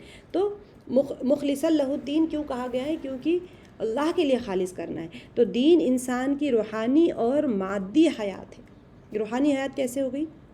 کیونکہ آپ جب دین پہ عمل کرتے ہیں تو آپ کی روح کو غذا ملتی ہے. اعمال قرآنی جو ہوتے ہیں، اعمال قرآنی وہ نہیں ہوتے. بہت زیادہ طریقے سے ہمارے اندر الفاظ کی اتنی رد و بدل ہو گئی. اعمال قرآنی سے مراد لوگ سمجھتے ہیں کہ کوئی وظیفے ہوتے ہیں پڑھنے کے. آپ دیکھ لیں یہاں پر آپ کو تشریح جب ہم پڑھیں گے نا، سورہ زمر جب آپ پڑھیں گے تو ایمان کھل جائے گا آپ کے سینوں کے اوپر کہ اصل ایمان ہے کیا، اور اللہ تعالیٰ ہم سے چاہتے کیا، اور ہم کیا کر رہے ہیں. تو دین جو ہوتا ہے، دین کے اوپر جو احکامات ہے اس کے اوپر عمل کرنا اہم ہے. وہ ہماری روحانی اور مادی حیات ہے. مادی حیات یعنی ہمارے جسم کی حیات ہے، اور روحانی حیات یعنی ہمارے روح کی غذا کے ذریعے سے روح کی حیات ہے. تو کیا ہوا، اب انسان کا یہ جو دین ہے نا، اصل میں انسان کی روحانی اور مادی حیات اصل میں ہمارے اندر سمانے کا ذریعہ ہے. ہم چاہتے ہیں کہ ہم روحانی حیات بھی ہم پالیں، مادی حیات بھی ہم پالیں، تو دین کو فالو کرنا ہے. تو لہٰذا اللہ تعالیٰ کے خالص بندوں کو چاہیے کہ وہ اپنی زندگی کے جتنے تمام حالات ہیں اس کے لیے خاص بنائیں، اور اس کے لیے غیر کو اللہ اپنے دل سے خالی کر دے. اپنے دل کو اللہ کے غیر سے بالکل خالی کر دے. اور جتنے اعمال ہیں ہمارے اور جتنے بھی ہمارے زندگی کے سرکلز ہوتے ہیں، دائرے ہوتے ہیں، سوشل سرکل لے لیں، ریلیجیس سرکل لے لیں، ہر قسم کے جو ہمارے وہ ہوتے ہیں، اس کو بھی ہم اللہ کے لیے خاص کر لیں اور اس میں سے شرک اور ریا کو دور کر دیں. تو اس کے لیے غور و فکر کرنا ہوتا ہے، اور وہ غور و فکر کا علم کہاں سے ملے گا ہمیں؟ قرآن پاک کے ذریعے سے. اسی لیے کس کو ہم دوست بنانا ہے وہ بھی ہم، یعنی انسان اس جستجو میں لگ جاتا ہے کہ میں اللہ کو راضی کروں، دین کو خالص کروں اللہ کے لیے. تو پھر کیا کروں؟ سب سے پہلے میں اپنے دل کو اللہ کے غیر سے خالی کر لوں، پھر میرے اپنے اعمال کو میں اللہ کے لیے خاص کر لوں. پھر میں اب اس فکر میں لگ جاتا ہے کہ میرے دوست احباب کیسے ہوں، جن کے ساتھ بیٹھ کے میں اللہ کی اطاعت کرنے والا بن جاؤں. اسی کی بات کرتے رہتا ہے بندہ، اسی کے لیے عمل کرتے رہتا ہے، ہمیشہ اس کی رضا کی راہ میں قدم اٹھاتے رہتا ہے، اور اٹھانا بھی چاہیے، کیونکہ اخلاص دین یہی ہے. اچھا، اب لا الہ الا اللہ کا مفہوم بدل گیا. پھر تو اگر آپ اس آیت کے اوپر لا الہ الا اللہ کو بٹھائیں گے تو پھر شہادت کیا ہو گئی؟ عبادت اور اطاعت میں محدود کو انسان دیکھیں کیا ہو جاتا ہے. عبادت اور اطاعت یہاں پر لا الہ الا اللہ جب ہم کہیں نہیں ہے کوئی معبود سوائے اللہ کے، تو عبادت کیا مراد ہو گئی یہاں پر؟ خالص اللہ کے لیے. تو کیا ہم عبادت کو ہی محدود کر لیں گے کہ کلمہ پڑھنا، لا الہ الا اللہ پڑھنا ہی ہمارا دین ہے، عبادات ہی ہمارا دین ہے، اطاعت ہی ہمارا دین ہے؟ یا پورے کا پورا مجموعی طور پر ہماری جو 24 گھنٹے کی زندگی ہے وہ دین ہے جس کے ذریعے سے؟ اچھا، قرآن پاک میں دیکھ لیں، ہر چیز کا حکم آ رہا ہے. جھوٹ بولنے سے منع کیا گیا ہے، ریا سے منع کیا گیا ہے. پیچھے بھی ہم نے پڑھا ہے کہ تکبر نہ کریں، کسی کو تار نہ کریں، جیسے وہ بندہ کرتا تھا جو باغ والوں کا تھا. تو عبادات اور اطاعت کے لیے خاص نہیں کرنا ہے ہمیں. مطلب یہ ہے کہ صرف عبادت کر لیں بندہ اور صرف اطاعت کر کے سوچے کہ میں دیندار ہوں، جیسے تسبیح پڑھتا چلا جا رہا ہے. آگے کی آیت میں اللہ تعالیٰ اتنے پیارے انداز میں بتا رہے ہیں، میں سمجھانے کی بجائے آپ کو آگے کی آیت ہی بتا دیتی ہوں کہ آپ کو سمجھ آ جائے گا اس کے ذریعے سے. الا، خبردار، للہ الدین الخالص، اللہ کے لیے ہے دین خالص. والذین اتخذوا، اور وہ لوگ، والذین اور وہ لوگ، الذین جنہوں نے، اتخذوا، والذین اتخذوا جنہوں نے بنا رکھا ہے، من دونہ اللہ کے سوا، اولیاء سرپرستوں کو وہ کہتے ہیں، یعنی جس کو وہ اپنے اولیاء دوست سرپرست بنا کے رکھے ہوئے. اب وہ کیا کہتے ہیں، کیوں سرپرست بنایا اس کی وجہ بھی دیکھیں. ما نعبدہم، نہیں ہم عبادت کرتے ہیں ان کی، کس کی؟ وہ بتوں کی، سرپرستوں کی، یا عیسیٰ علیہ السلام کی، یا عزیر علیہ السلام کی، یا پھر ملائکہ کی، جس کی بھی وہ عبادت کرتے تھے. مشرکین مکہ سے مخاطب ہے اللہ تعالیٰ.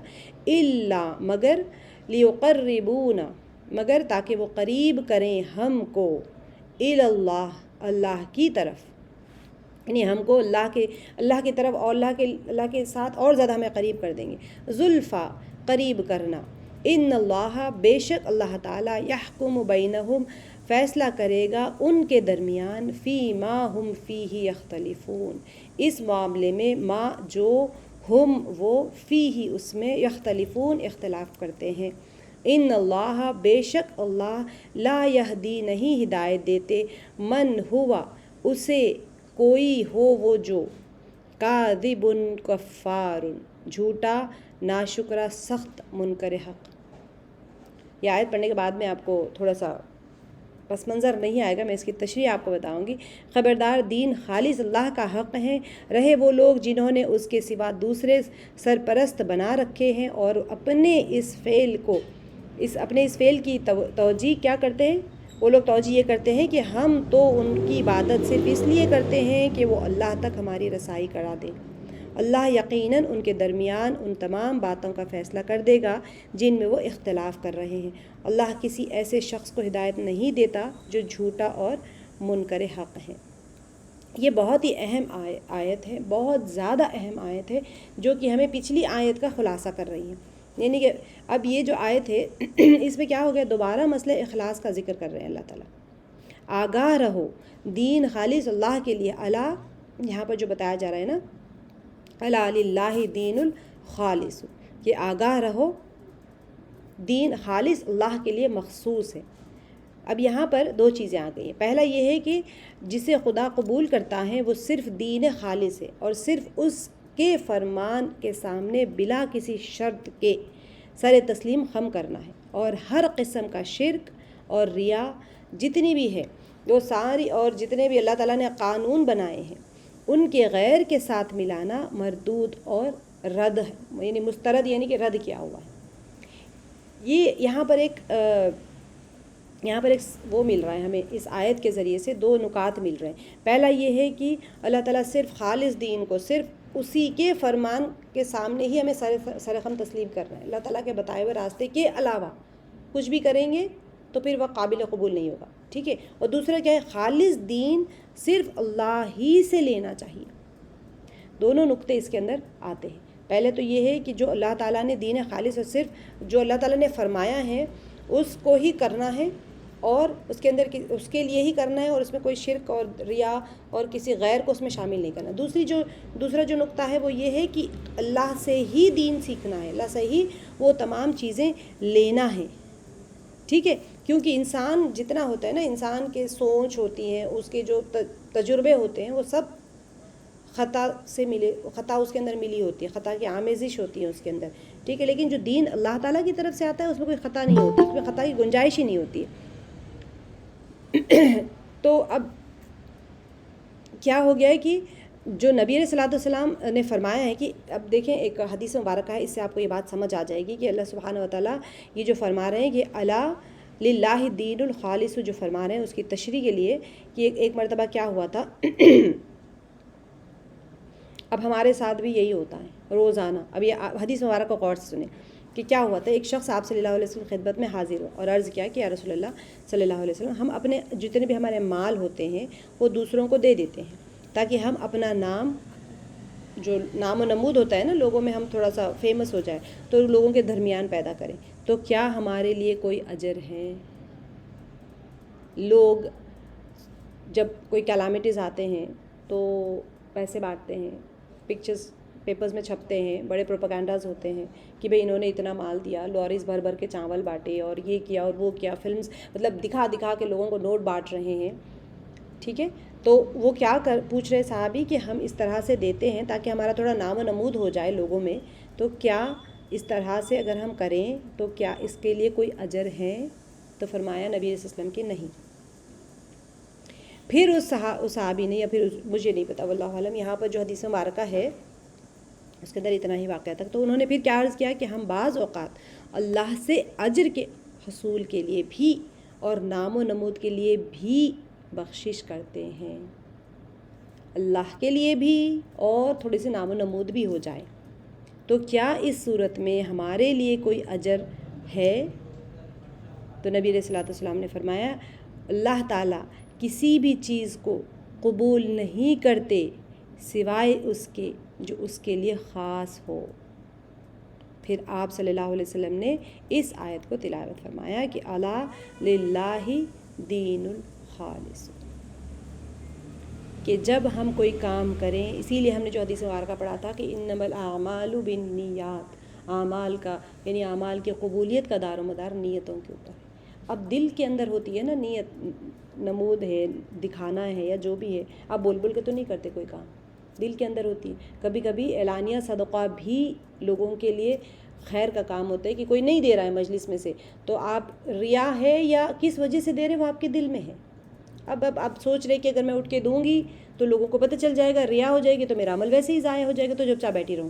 ایسے نہیں. ایک بندہ ہے ضرورت مند ہے، کوئی نہیں دے رہا، آپ جا کے دے دیں، اللہ سے دعا کریں اللہ میں نے دل کی نیت تو اللہ تعالیٰ جانتے. میں نے آپ کو جیسے بتایا تھا اللہ تعالیٰ ایسا دیکھتے ہیں کہ کوئی چیز کی ضرورت نہیں ہے، ایسا سنتے ہیں کہ کوئی اشیاء کی ضرورت نہیں پڑتی. آپ کے دل کی آواز سن رہے ہیں، آپ کے دل کا حال دیکھ رہے ہیں اللہ تعالیٰ. ترغیب کے لیے بھی صدقہ کرنا ہے. آپ تہجد پڑھ رہے ہیں، آپ کوئی آپ کے گھر میں مہمان آ گیا، آپ سوچو یار میں تہجد پڑھوں تو لوگ سوچیں کہ بڑی نمازی اپنے آپ کو دکھا رہی ہیں، تو آپ تہجد چھوڑ دیں. یا پھر لمبی نماز پڑھنے کی آپ کو عادت ہے، کوئی مہمان گھر میں بیٹھے، آپ سوچ رہے ہیں کہ میں لمبی نماز پڑھوں گی تو لوگ سوچیں گے کہ یہ لمبی نماز پڑھ رہی ہیں دکھاوے کے لیے، تو آپ چھوٹی نماز کر لے رہے ہیں. یہ ساری چیزیں دھوکہ ہوتا ہے. آپ جیسے کر رہے ہیں ویسے کریں، آپ کے دل کا حال اللہ تعالیٰ جانتے ہیں. ریا نہیں ہو دل میں کہ آپ نارملی روزانہ 2 رکعت جلدی جلدی پڑھ لیتے ہیں سورہ اخلاص کے ساتھ میں، لیکن کوئی آئے تو اپنے آپ کو بڑا دیندار دکھانے کے لیے لمبی صورت پڑھ رہے ہیں، نازیات پڑھ رہے ہیں یا پھر عبسہ پڑھ رہے ہیں یا سورہ یاسین پڑھ کے آپ نماز پڑھ رہے ہیں تاکہ لوگوں کو پتہ چل جائے کہ بھئی یہ بیچاری کتنی دیندار ہے. گھر میں تو ایسے ہی گھومتے رہتے، لوگوں کے سامنے بڑے اپنے آپ کو دکھا رہے ہیں. دل میں نیت کیا ہو، یہ اہم چیز ہے. دل میں نیت ریاکاری کی ہو تو پھر وہ اس کا اجر اسی سے لے جس کے لیے کیا تھا.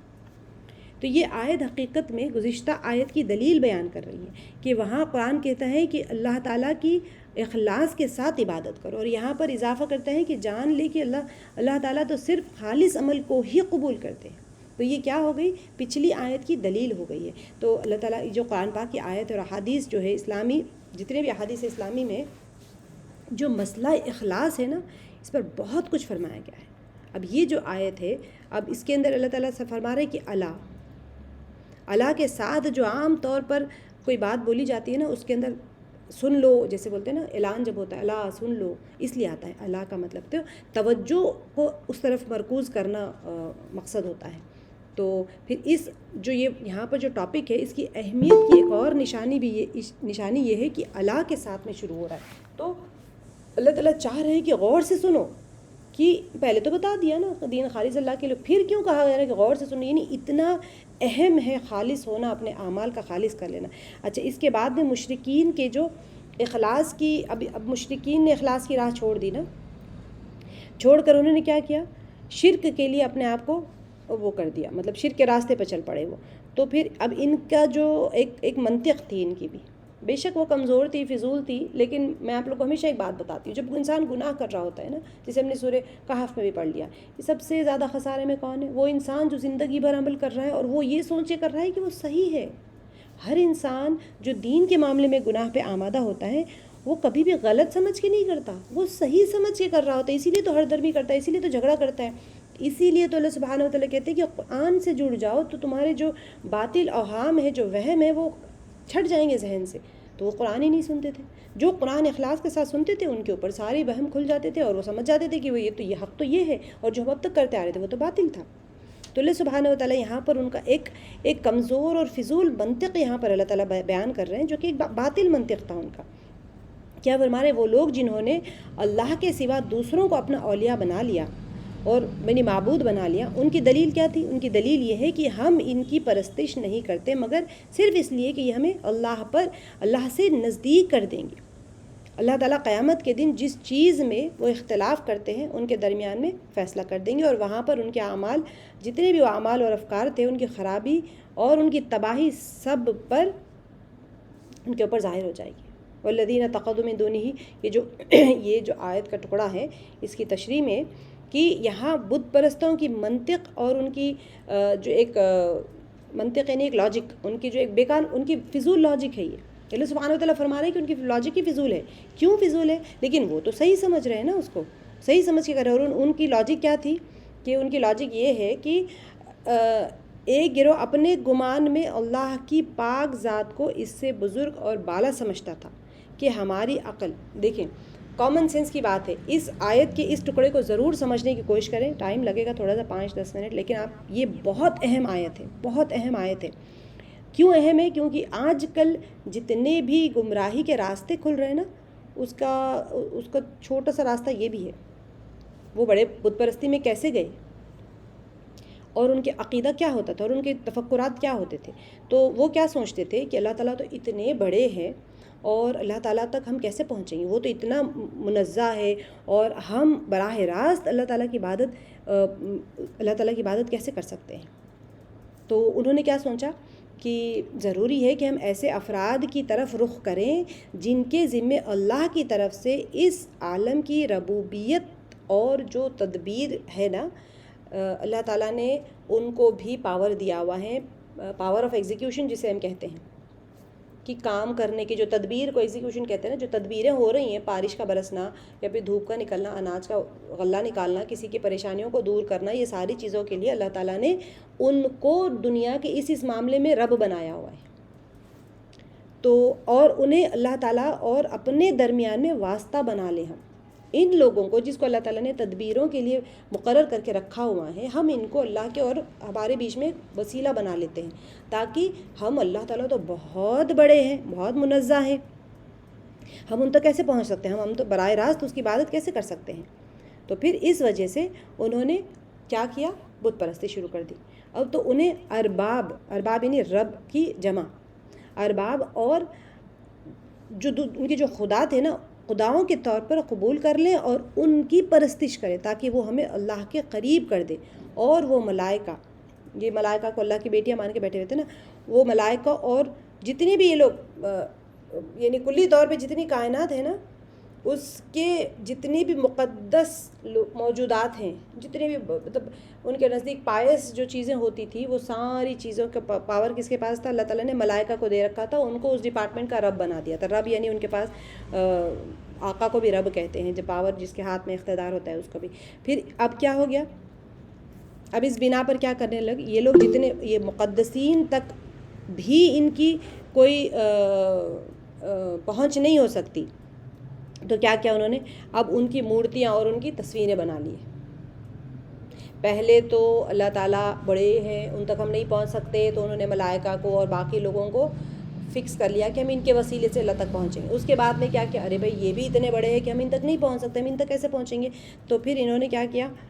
ان کی بھی مورتیاں بنا لی. جتنا بھی انہوں نے ان کے بھی سارے مورتیاں بنا لی اور تصویریں بنا لیے، اور ان کی پھر پرستش کرنے لگے. اور یہی وہ بت تھے.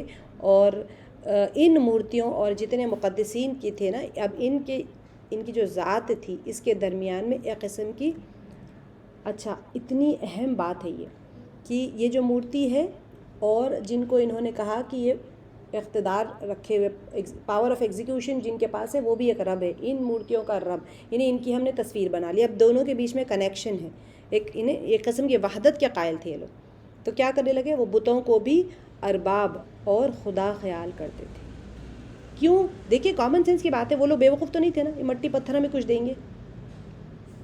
ایک انسان کی لاجیکل مائنڈ کام کرتا ہے نا. اگر آپ کہو کہ پتھر تمہیں دیں گے، تو وہ کہیں گے کہ بھئی پتھر کیوں دیں گے؟ ان کو بھی پتہ تھا کہ جو ہم نے اپنے ہاتھوں سے بنایا ہے وہ ہمیں کچھ نہیں دے سکتے. جو اللہ سبحانہ و تعالیٰ نے جو ان سے منطقی سوال پوچھا ہے نا، یہ ان کی منطق کو فیل کرنے کے لیے پوچھا ہے کہ تم جس لاجک کے اوپر سوچ رہے ہو کہ یہ بت کا بھی رب ہے، وہ میرے پاور آف ایگزیکیوشن میں چل رہے ہیں، میں نے ان کو بنایا، یہ ساری چیزوں میں کیوں جھول کھا رہے ہو تم لوگ؟ تو ان کی نزدیک کیا تھا؟ جتنے بھی موجودات ہیں زمین کے اوپر، ممکن یعنی اچھا جتنے ان کے دماغ میں چلنے والی جتنی چیزیں ہو سکتی تھی نا، ان کے یہ بت ان کے خدا تھے. جو خدا کیا ہوا تھا؟ اب جتنی اللہ تعالیٰ نے، اللہ خداوند عالم جو ہے، سب کی طرف سے انہوں نے وہ پیدا کیے گئے تھے. اللہ تعالیٰ نے ان کو پیدا کیا، انہوں نے ان کے بتوں کو بنا لیا. ان کے گمان میں وہ بارگاہ حق کے مقرب اور اللہ تعالیٰ کے حکم سے جتنے بھی امور ہوتے ہیں دنیا کے، اس کو چلانے والے تھے. کتنا بڑا لاجیکل ایرر ہے. سوچیں بادشاہ اس زمانے کے، کیا آپ سوچ رہے ہیں کہ سب بیوقوف تھے ہوں گے جو بتوں کی پرستش کر رہے تھے؟ نہیں نا، ان کے پاس تو کوئی لاجک تھی. تو یہ لاجیکل ایرر تھا ان کا. اور وہ اللہ کو رب الارباب یعنی خداؤں کا خدا جانتے تھے. جو عالم ہستی کا خالق اور ساری چیزوں کو چلانے والا ہے نا، وہ رب ہے، وہ مانتے تھے، لیکن رب الارباب مانتے تھے. اسی لیے تو وہ شرک کرتے تھے. ورنہ بت پرستوں میں سے بہت کم لوگ ایسے ہوں گے جو یہ عقیدہ رکھتے ہوں گے کہ یہ پتھر اور لکڑی کے بت، یہ ان کے جو خیالی خدا یعنی جو فرشتے ہیں اور جن وغیرہ ہے، یہ کیا جہان کے خالق ہے؟ یہ بت بنا سکتے ہیں سارے جہان کو؟ نہیں بنا سکتے. تو کوئی بھی لاجیکل انسان سوچے گا کہ نہیں، لیکن ان کا پیچھے لاجک یہ تھا. تو بت پرستی کے اور بھی بہت سے ان کے ریزنز تھے. اب ان میں سے کیا تھا؟ ایک تو یہ تھا کہ انبیاء اور جتنے نیک لوگ تھے ان کا احترام بعض اوقات اس بات کا سبب بنتا تھا کہ ان کی جو تصویریں ہیں اور جو مورتیاں ہیں اس کا بھی احترام کریں. پہلے تو انبیاء اور اولیاء کی احترام کرتے تھے، کرنا بھی چاہیے ڈیفینیٹلی، اللہ تعالیٰ نے خود حکم دیا ہے. ان کے گزر جانے کے بعد میں ان کی بت اور مورتیاں بنانے لگے کہ بھئی ہماری یادگار ہوگی. پھر وہ بتوں کا بھی احترام کرنے لگے. اب کچھ وقت گزرنے کے بعد میں ان تصویروں جو انہوں نے جو تصویریں بنا لی تھی نا، وہ ایک مستقل صورت اختیار کر لی اور احترام بھی پرستش میں تبدیل ہو گیا. احترام پہلے سے پرستش نہیں ہوئی. پہلے انبیاؤں کا احترام کیا، پھر ان کی تصویریں اور بتیں بنائی، پھر ان تصویروں اور بتوں کا احترام کیا، پھر احترام پرستش میں تبدیل ہو گیا. اسی بنا پر اسلام جو ہے، یہ جو جتنے مجسمہ سازی ہوتی ہے نا، جو مورتیاں بنانا، تصویریں بنانا ہے، اس کو سختی کے ساتھ منع کیا گیا ہے. The reason behind all idols یہ ہے کہ بھئی آپ یہ چیز کے اندر جاؤ ہی مت. ایک انسان کبھی بھی کوئی انسان دنیا میں رہتا ہے نا ولی اللہ، اس کے دنیا میں رہنے تک کوئی نہیں پہچانتا، جانے کے بعد میں کہتے ہیں یہ تو ولی تھے، ہماری یادگار، ہمارے بزرگ تھے، ہمارے شیخ تھے، ہمارے گھر میں ان کی ایک تصویر تو ہونی چاہیے. اب تصویر کا احترام کرتے ہیں، بہت اونچائی سے لگا کر رکھتے ہیں، اس کے بعد میں کیا کرتے ہیں، اللہ ان کے وسیلے سے ہمیں دے دے، ان کے وسیلے سے ہمیں دے دے. اس کے بعد میں کانورزیشن شروع ہو جاتا ہے آپ کے شیخ کے اور آپ کے بیچ میں. اس کے بعد میں آپ کہتے ہیں آپ ہی دے دیجیے. ہو رہا ہے آج ہی یہ چیز بھی جو تاریخ میں آئی ہے کہ زمانے جاہلیت کے عرب چونکہ کعبے کے احترام کرتے تھے، اور اس کی سرزمین جو تھی، اس کا جو مکہ سرزمین تھا نا، وہاں سے بہت زیادہ احترام کرتے تھے. تو کیا کرتے تھے آپ سوچیے کس دور کی بات ہو رہی ہے، مکی مشرکین سے مخاطب ہو رہے ہیں، خطبے میں جو باتیں ہو رہی ہیں، ہم اپنے آپ کو وہاں پر دیکھ لیں تو ہمارے ان میں کیا فرق ہے، آپ خود اس کو پہچان سکتے ہیں. اس لیے بعض اوقات کیا کرتے تھے، وہاں سے پتھر اور کچھ ٹکڑے اپنے ساتھ لے کے چلے جاتے تھے. پہلے تو صرف احترام کرتے تھے، پھر آہستہ آہستہ ان کی پرستش کرنے لگ جاتے تھے. مٹی لے آتے تھے، پھر کہتے تھے یہ مٹی ختم ہو جائے گی، ہم اس کو زیادہ مٹی میں ملا کے رکھ لیتے ہیں. اب جیسے ہم ہوتا ہے نا زمزم لے کے آتے ہیں، پھر زیادہ پانی میں ملا لیتے ہیں اس کو. زمزم ہمیشہ خالص پینا چاہیے، بھلے آپ ایک چمچہ پی لیں. ہم کیا کرتے ہیں، اس کو زمزم کو پانی میں ملا دیتے، تبرک سمجھ کے، پھر اس کو بڑی اونچی جگہ پہ رکھ دیتے ہیں، پھر بہت سارے خرافات شروع ہو جاتے ہیں اس کے ساتھ میں. تو قرآن مجید خصوصیت کے ساتھ میں اس نقطے پر تاکید کرتا ہے کہ انسان بغیر کسی واسطے کے اللہ سبحانہ و تعالیٰ کے ساتھ میں تعلق پیدا کر سکتا ہے. کیوں کہا یہ؟ کیونکہ یہ جو چیزیں ہیں اس کے ذریعے سے اللہ تک پہنچنا چاہتے تھے. اللہ تعالیٰ نے اسی لیے قرآن پاک میں ساری چیزوں کے اوپر ایک ساتھ one attack every thing finish, بس کہ اللہ تعالیٰ نے بہت ساری دعائیں ہماری جو مسنون دعائیں اللہم اللہم ہم جو کہتے ہیں اللہ تعالیٰ سے ہی مانگ رہے ہیں نا ڈائریکٹ. تو اللہ تعالیٰ نے فرما دیا کہ اس سے گفتگو کر سکتا ہے انسان، اس کے ساتھ راز و نیاز کر سکتا ہے، اپنی حاجت طلب کر سکتا ہے، عفو اور بخشش کی درخواست کر سکتا ہے، توبہ اور جتنا بھی وہ انسان اللہ تعالیٰ کے ساتھ میں انابت کر سکتا ہے. یہ سب چیزیں اسی کے لیے ہیں اور اسی کے اختیار قدرت میں ہے، کسی واسطے وسیلے کی ضرورت نہیں ہے. اب جو اللہ تعالیٰ نے احکامات بتائے ہیں، دیکھیں توبہ اور استغفار کا طریقہ، اور اسی طرح اللہ تعالیٰ بزرگ اللہ تعالیٰ جو اللہ تعالیٰ ہم فرض ہے اللہ تعالیٰ بڑے بزرگ ہیں. ہر قسم کی درخواستیں جن سے جتنی ہماری 24 گھنٹے کی جو معصورہ دعائیں ہم جو سیکھ رہے ہیں نا، بھری پڑی ہوئی ہیں. ساری دعائیں ہم کس سے مانگ رہے ہیں؟ اچھا آپ بتائیں مجھے، ہم کہتے ہیں اللہ کا شکر ہے بذریعے کسی کے، بوسیلے کسی کے. ہماری جو مسنون دعائیں نبی صلی اللہ علیہ وسلم نے سکھائی، جو ہم یاد کر رہے ہیں روزانہ، ہم سوتے وقت کہتے ہیں، ہم سونے کے وقت میں باتھ روم میں جاتے وقت غفرانک ربنا ہم کہہ رہے ہیں، غفرانک ربنا بوسیلہ فلاں فلاں نہیں کہتے نا. کہاں کہتے ہیں؟ ہر مسنون دعا، ہر معصورہ دعا میں ہم ڈائریکٹ اللہ تعالیٰ سے بات کر رہے ہیں. تو اس کا مطلب یہ ہے کہ اللہ نے سارے جو پردے ہٹا دیے اور سب کہا کہ تم مجھ سے مانگو. یہاں تک کہ جو شفاعت اور اولیاء اللہ سے توسل بھی کب ہوگی؟ وہ اذن پروردگار سے ہوگی. جیسے سورہ بقرہ میں آپ نے پڑھا ہے کہ اللہ سبحانہ و تعالیٰ حکم دیں گے جس کو وہی وہاں سفارش کر سکتے ہیں. جتنے اولیاء اللہ ہوں گے ساروں کی جو سفارش ہوگی، شفاعت ہوگی، حفاظ کی شفاعت ہوتی ہے اور علماء کی شفاعت ہوتی ہیں، ساروں کی شفاعت قبول کی جائے گی، مگر شرط کیا ہے؟ اللہ کی اذن سے ہوگا، اللہ کے حکم سے ہوگا.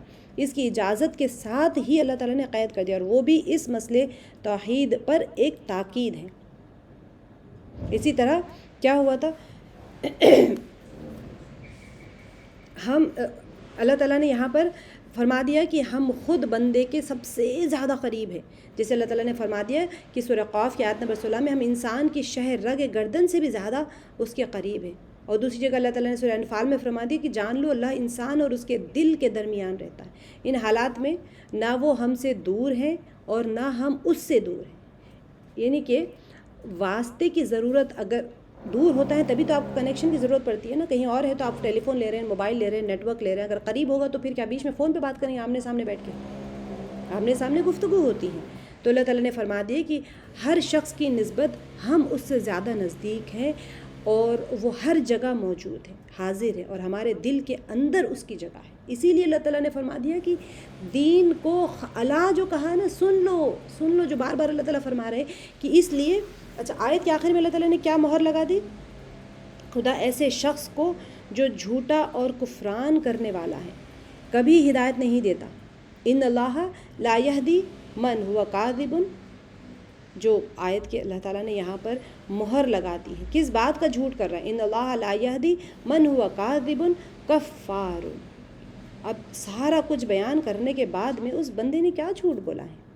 نہ اس جہان میں یہاں پر صراط مستقیم کی طرف ہدایت اور نہ دوسری جہان میں جنت کی طرف ہدایت ہے اس کے لیے، کیونکہ اس نے خود ہدایت کے سب دروازوں کو بند ہونے کی بنیاد فراہم کر دی، کیونکہ اللہ تعالیٰ اپنی ہدایت کا فیض ایسے لوگوں کو یا پھر ایسے دلوں کے اوپر یا پھر ایسے جگہوں کے اوپر بھیجتے ہیں جو اسے قبول کرنے کے لائق ہو، اور اس کے لیے ہمارا دل بھی تو آمادہ ہو نا، نہ کہ ان دلوں میں جو جانتے ہیں اور جانتے بوجھتے باشعوری میں اللہ سبحانہ و تعالیٰ کے ساتھ میں کسی اور کو شریک کر رہے ہیں۔ ہر قسم کی اہلیت کو اللہ سبحانہ و تعالیٰ ختم فرما دیتے ہیں یہاں پر کہ ایک آیت، صرف ایک آیت، الا للہ الدین الخالص والذین اتخذوا من دونہ اولیاء۔ اب وہ ریزن بھی بتا دیے یہاں پر، اللہ سبحانہ و تعالیٰ نے بہت کھول دیا کہ جو کسی کو اپنا دوست بنائے وہ یہی کہہ رہے ہیں کہ ما نعبدہم الا، اب وہ کیوں کر رہے ہیں عبادت، وہ بھی اللہ تعالیٰ نے بتا دی کہ ما نعبدہم الا لیقربونا الی اللہ زلفیٰ ان اللہ یحکم بینہم فیما ہم فیہ یختلفون، کہ قیامت کے دن ان کے بیچ میں اللہ تعالیٰ تفرقہ ڈال دیں گے، ان کے بیچ میں تفرقہ نہیں، ان کے بیچ میں فیصلہ فرما دیں گے۔ کیا فیصلہ ہوگا؟ جو تم نے دنیا میں اعمال کیے ہیں اب لو اس کا انجام یہاں پر، کہ تم نے اگر انکار کیا تھا تو تمہارے لیے جہنم ہے، اگر تم نے اپنے دین کو خالص کیا تھا میرے لیے، اور جب میں نے بتا دیا ہے کہ میں تو تمہارے شہر حق سے بھی زیادہ قریب ہوں اور میں تم سے سب سے زیادہ قریب ہوں، تو پھر تمہیں کسی کی ضرورت کیا تھی؟ اور یہاں پر تشریح میں جو بیان کیا گیا ہے کہ the لاجیکل ریزن جو مشرکین تھے، بت پرست تھے، جو ان کا لاجیکل ریزن بھی مفسرین نے بہت اچھے انداز میں کھول کر بیان کر دیا ہے کہ دنیا میں اللہ تعالیٰ نے سب کو عقل سلیم دی ہے، کوئی بے وقوف نہیں ہوتا ہے دنیا میں، تو ان کا لاجیکل منطق کیا ہوتا تھا ان کا اس بت پرستی کے پیچھے؟ تو یوزولی جب دیکھیں کسی کو بت پرستش کرتے ہوئے تو آپ اس کے اوپر تان کرنے سے پہلے اپنے ایمان کی حفاظت کی دعا کرنی چاہیے کہ ہم اپنے انا کی بت پرستی میں لگے ہوئے، اپنے ذات کی، اپنے خواہشات کی بت پرستی میں لگے، وہ بھی تو ہمارے خواہشات، ہماری انا، ہماری مرضی بھی تو بت ہی بن گئے نا، جو اللہ کی مرضی کے درمیان میں آ گئے۔ اللہ تعالیٰ ایک حکم دے رہے ہیں، ہم ایک کام کر رہے ہیں، تو یہ بھی تو ہم نے اپنے بت بنا کے رکھے ہوئے نا، ان اللہ لا یہدی من هو کاذب کفار۔ تو آج ہم اس کو یہاں پر اینڈ کر دیتے ہیں انشاءاللہ۔